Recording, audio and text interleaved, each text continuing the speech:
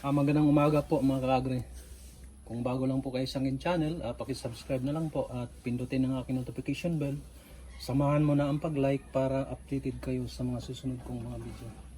Bali, ang topic natin ng kaagri ay itong dahon ng papaya.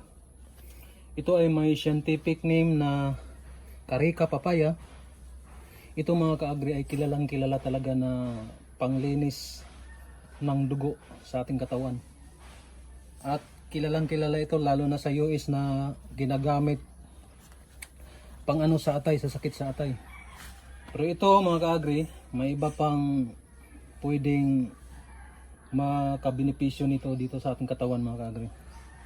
Kukuha lang tayo ng dahon nito, tapos ituro ko mamaya sa inyo ang pwedeng magamot nito at saka yung tamang paraan sa paghanda nito. Mga kaagri, pasensya na po, dirty kitchen kasi namin to mga kaagri.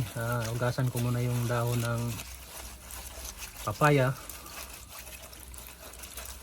tapos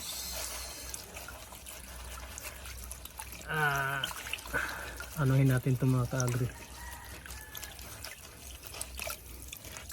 Okay mga kaagri, dikdikin natin.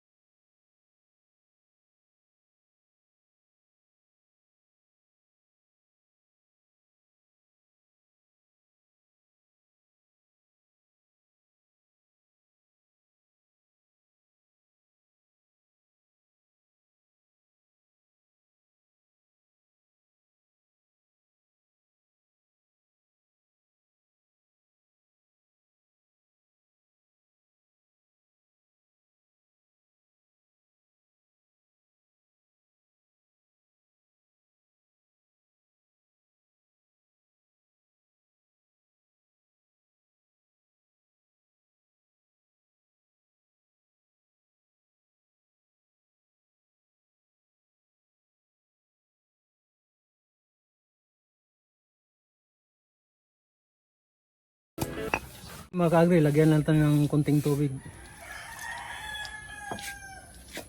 Tapos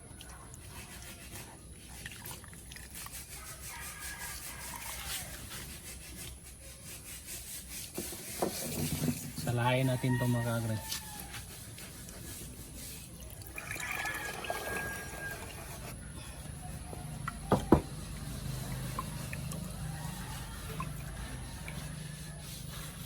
Kaagri, ito na po yung katas ng dahon ng papaya.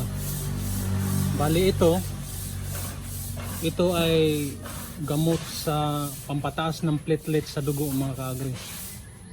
Ito ang kadalasang ginagamit sa mga taong kulang sa platelet sa dugo. Mainam talaga ito mga kaagri. Ito ginagamit to kapag sa umaga, yung wala pang laman ang tiyan natin, empty stomach, yun talaga mga kaagri. Yun ang the best talaga na panglunas kapag walang laman ang ating tiyan.